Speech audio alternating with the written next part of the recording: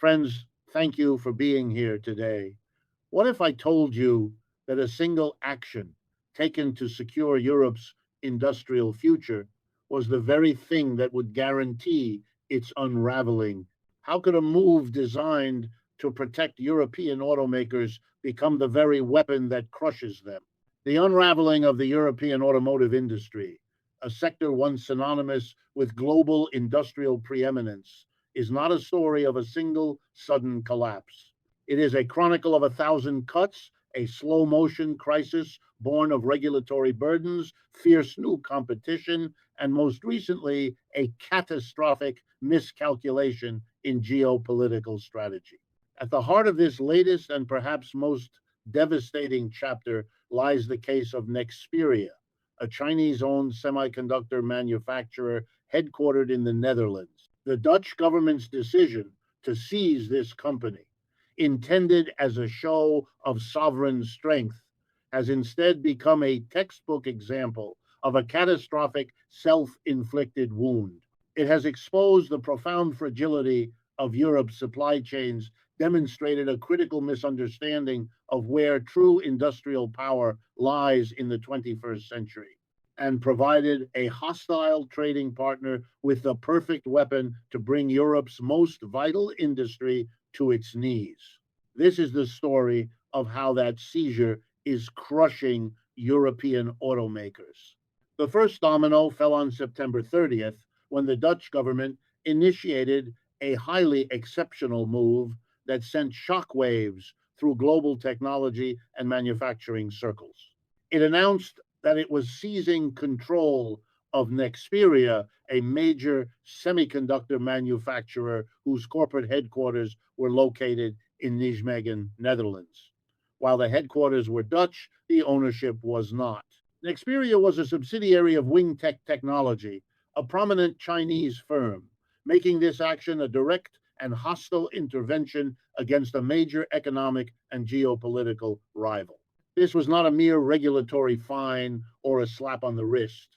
It was a full scale seizure of a foreign owned private asset.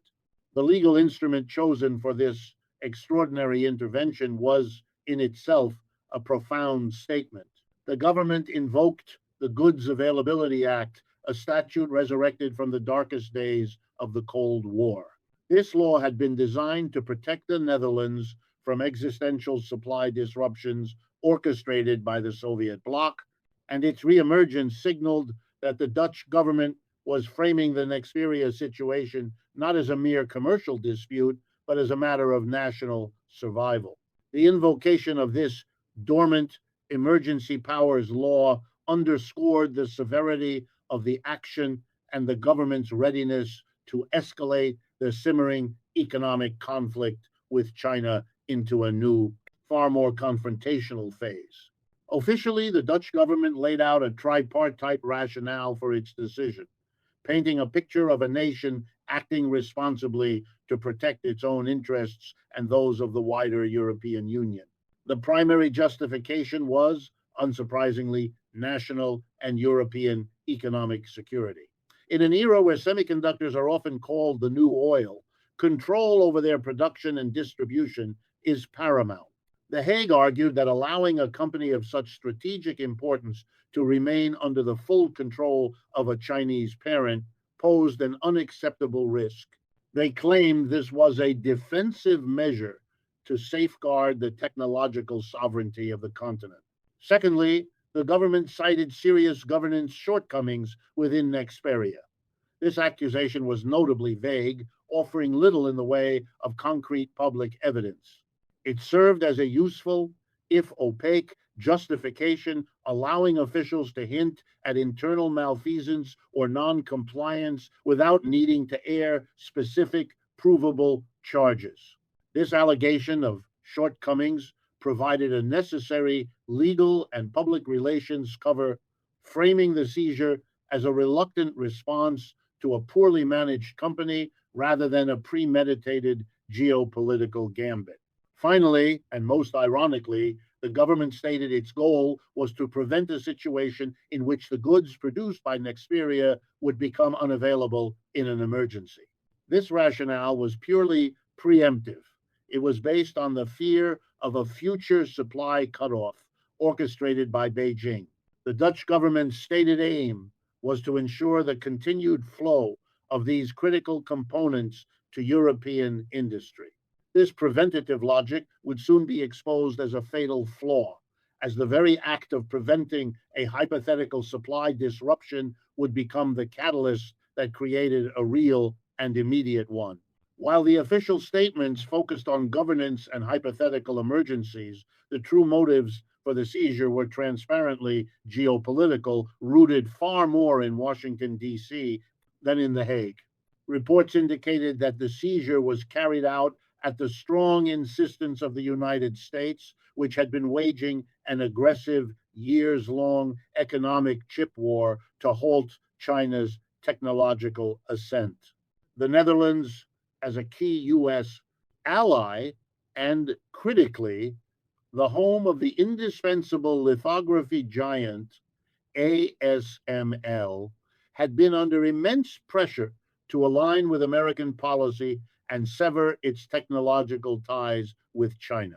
The smoking gun validating this perspective was the status of Nexperia's parent company, WingTech Technology. In December of 2024, WingTech had been officially placed on the United States Entity List. This blacklisting, a powerful tool of American economic statecraft, effectively barred U.S. companies from doing business with WingTech without explicit government permission. The Dutch seizure of WingTech's prized European asset just months later was viewed by Beijing and by many neutral observers as a clear act of compliance.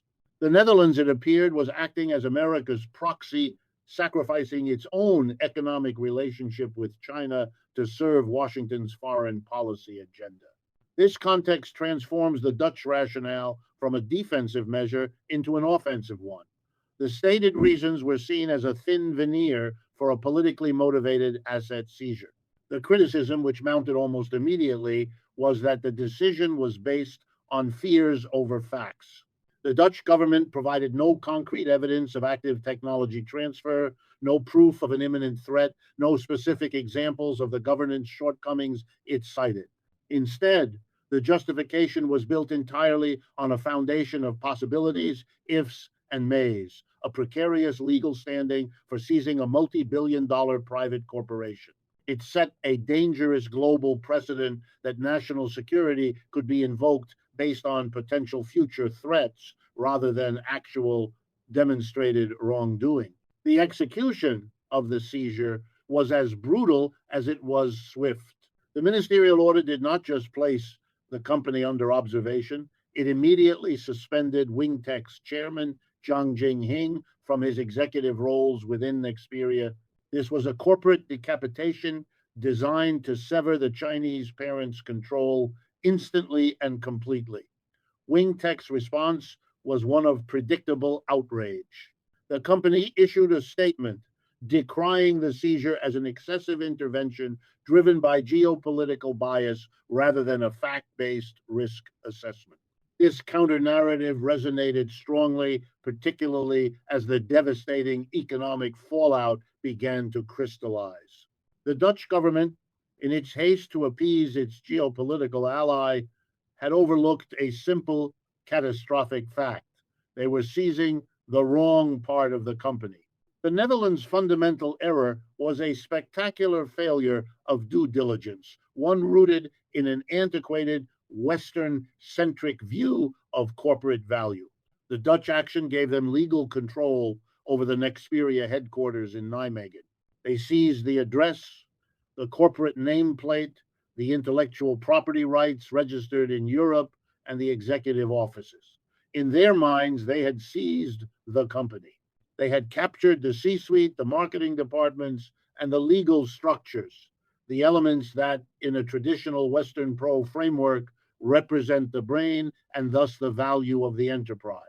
But the reality of modern globalized manufacturing is vastly different.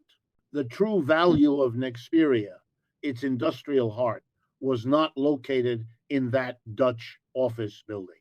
The critical assets, The actual factories, the assembly lines, the foundries, and the skilled workforce that produced the physical goods were located thousands of miles away, primarily in China, in locations like Dongguan. The Dutch had successfully seized the mailbox, as one critic put it, while China retained absolute control of the house. The scale of this miscalculation is staggering when one considers the production volume. The Dongguan facility alone is a manufacturing behemoth responsible for producing over 6 billion basic semiconductors every single month. This culminates in an annual production volume of over 50 to 60 billion chips. These are not the advanced headline grabbing 2 nanometer or 3 nanometer chips used for artificial intelligence. Rather, they are legacy or basic semiconductors, the workhorse components that are nonetheless the absolute lifeblood of modern industry. They are the essential chips used in power management, in car networks, and sensor controls. A single modern automobile can contain hundreds, if not thousands, of these seemingly simple components. The Dutch government's flawed logic was that by seizing the headquarters, they could control this vast manufacturing empire. They believed that the factories in China would simply follow the orders of the new state appointed management in the Netherlands. This assumption displayed a profound ignorance of both their own leverage and China's. They had initiated an act of economic warfare against China, while the entirety of their prize, the physical asset they claimed to be securing for Europe, was located deep inside Chinese territory, entirely at the mercy of the very government they had just antagonized. Beijing's response was neither delayed nor nuanced. It was as swift as it was predictable and utterly devastating. Almost immediately, beginning on October 4th, the Chinese government retaliated. It did not need to deploy warships or engage in complex diplomatic negotiations. It simply blocked the export of all Nexperia's finished semiconductor products from its factories in China. With the stroke of a pen, the tap was turned off. The very goods the Netherlands had seized Nexperia to secure were now trapped inside China, unable to reach the European customers who desperately needed them. This export ban was coupled with a logistical masterstroke that finalized the company's vivisection. The company was effectively and instantly split in two. Nexperia China's management, acting with the clear backing of the Chinese government, posted a notice on the social media platform WeChat. This internal memo instructed all employees in China to ignore any and all instructions, communications, or orders originating from the Dutch headquarters. Whether these orders came via Outlook, Microsoft Teams, or direct email, they were to be disregarded. Chinese staff were explicitly told to follow instructions only from the local Nexperia China management. This single move rendered the Dutch seizure utterly powerless. The Netherlands was left in control of an empty corporate shell in Nijmegen, complete with executives who could send emails that would never be read and issue orders that would never be followed. China was left in control of the actual factories, the products, and the entire workforce. The seizure had created a zombie company in Europe, while China had nationalized the productive assets in all but name, all while claiming to be the victim of a hostile foreign action. The Dutch had not secured a vital asset. They had merely created a powerless corporate orphan while handing their chief rival a fully formed, state aligned manufacturing giant. The abstract world of geopolitics and corporate seizures collided with harsh physical reality on the factory floors of Germany. Volkswagen, the icon of European industry and the continent's largest car maker, was the first to sound the alarm. The company announced that it was implementing temporary pauses in the production of its key models, most notably the Volkswagen Golf. The Golf, a vehicle that has been in continuous production for decades and is a symbol of German engineering and reliability, was suddenly grinding to a halt. Initially, Volkswagen's management attempted to control the narrative, releasing statements that the production holds were long planned measures intended to manage inventory and coordinate logistics. This corporate speak was a thin veil for a rapidly escalating crisis. As pressure mounted, the automaker was forced to admit the truth. While Nexperia was not one of its direct suppliers, its components were deeply embedded in the supply chain. Volkswagen confessed that Nexperia made components do reach its factories indirectly through its tier one suppliers, the major parts manufacturers who build complex modules like braking systems or infotainment units, and sell them directly to VW. The Nexperia chips were in those modules, and with the flow from China cut off, VW's tier one suppliers could no longer build the parts. The disruption rippled upward, and the assembly lines fell silent. Volkswagen's admission that short term effects on production cannot be ruled out was a dramatic understatement. The crisis was already here. The true depth of the panic at Volkswagen's Wolfsburg headquarters was revealed in reports from the German newspaper Bild. According to the paper, the company was preparing for far more than a short term pause. Volkswagen management had already begun discussions with German labor authorities about the possibility of introducing a state backed reduced working hours program. This program, known in Germany as Kurzarbeit, is an emergency measure used in times of deep recession where the government subsidizes the wages of employees to prevent mass layoffs. The fact that VW was even considering this option signaled that it was preparing for a prolonged and severe disruption. This single move had the potential to directly affect the livelihoods of tens of thousands of employees, demonstrating in stark human terms the immediate and devastating consequences of the Netherlands' geopolitical blunder. And Volkswagen was not alone. Reports quickly surfaced that BMW and other major European manufacturers were in a similar crisis mode, scrambling to assess their own exposure to the Nexperia cutoff.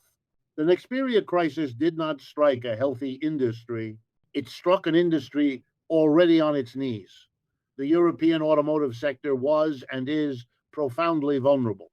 For years, it has been battling a perfect storm of headwinds. It has faced punitive tariffs in global markets, has been struggling with weak consumer demand in a sluggish post pandemic economy, and most critically, is facing existential competition from a wave of efficient, technologically advanced, and aggressively priced electric vehicles. EVs from Chinese automakers like BYD, Geely, and SAIC. European car makers were already in a desperate fight for survival, struggling to retool their factories and ramp up their own EV production. In this context, the industry cannot afford another supply shock. The warnings from industry bodies were immediate and apocalyptic. Germany's powerful automotive lobby, the VDA, issued a dire statement warning that the China Netherlands dispute could to significant production restrictions in the near future. This was a diplomatic way of saying their members were about to shut down. The European Automotive Manufacturers Association, ASIA, which represents the entire continent's industry, was even more blunt. They stated unequivocally that without Nexperia's chips, European suppliers simply cannot build the parts and components needed to supply the vehicle manufacturers. This, the ACEA warned, directly threatens production stoppages on a mass scale. The association went on to trace the inevitable and vicious cycle that would follow. Production stoppages would not just mean delayed cars, they would mean immediate layoffs. Mass layoffs would lead to a sharp increase in unemployment, particularly in manufacturing heavy regions like Germany and Eastern Europe. This unemployment would in turn further crush consumer confidence and destroy demand, leading to fewer car sales and triggering more production stoppages. It is a death spiral from which the industry may not be able to recover. This ripple effect, however, extends far beyond the headline grabbing automakers. The true cascading devastation is occurring one level down in the often invisible ecosystem of Tier 2 and Tier 3 suppliers. These are the specialized, family owned businesses, the German Mittelstand, that form the backbone of European manufacturing. Unlike Volkswagen or BMW, these companies do not have billions in cash reserves or the political clout to demand state backed furlough schemes. They operate on thinner margins and more rigid production schedules. For them, a sudden cutoff of a single critical component is not an inconvenience, it is an extinction level event. These suppliers are now facing a catastrophic choice: either default on their own contracts to the major automakers, triggering penalties and permanent reputational damage, or shut down operations entirely, laying off a highly skilled workforce that may never be recovered. The Nexperia seizure is therefore acting as a poison injected directly into the capillaries of the industrial body, guaranteeing a slow and agonizing necrosis long after the initial shock has passed. Furthermore, the long term strategic damage of this highly exceptional move will far outweigh the immediate economic pain. The Netherlands, acting as a proxy for wider EU divided by US interests, has shattered the foundational myth that Europe is a stable, reliable, and rules based jurisdiction for foreign investment. This single act of seizure, based on vague fears rather than proven malfeasance, has sent a chilling message to every non Western investor on the planet. What is to stop a similar seizure of a Middle Eastern sovereign wealth fund's assets in a European port or an Indian conglomerate's factory should their home country's foreign policy diverge from that of Washington or Brussels? The Goods Availability Act has created a blueprint for legal expropriation based on geopolitical alignment. This has fatally undermined the EU's global standing as a premier investment destination. Capital is cowardly. It flows to where it is treated best. In the future, why would a non aligned nation choose to build its critical manufacturing presence in Europe where it could be seized on a whim, when it could instead invest in Asia, South America, or the Middle East, where the rules, even if stringent, are at least predictable? This decision has effectively placed a massive political risk premium on all future foreign direct investment into the European Union. In this new multipolar world, trust is the most valuable currency. With one move, the Dutch government has depleted Europe's reserves. Worse still, it has handed China an unearned and monumental propaganda victory. Beijing can now rightfully portray itself to the global south as the victim of arbitrary Western overreach and a stable partner for development, in stark contrast to a volatile Europe that seizes assets based on allegiance. The Nexperia seizure did not just fail to secure a supply chain, it actively sabotaged Europe's industrial base, crippled its smaller suppliers, and broadcasted to the world that its legal protections are subordinate to its political anxieties. This is the sound of an economic bloc deliberately and foolishly sawing off the very branch it is sitting on. This entire unfolding disaster brings the central irony of the seizure into sharp focus. The Dutch government's stated purpose, as outlined in its Goods Availability Act justification, was to ensure the availability of these critical chips and prevent an emergency. Instead, their action is the sole and direct cause of the chips becoming unavailable. They have handedly manufactured the very crisis they claimed to be preventing.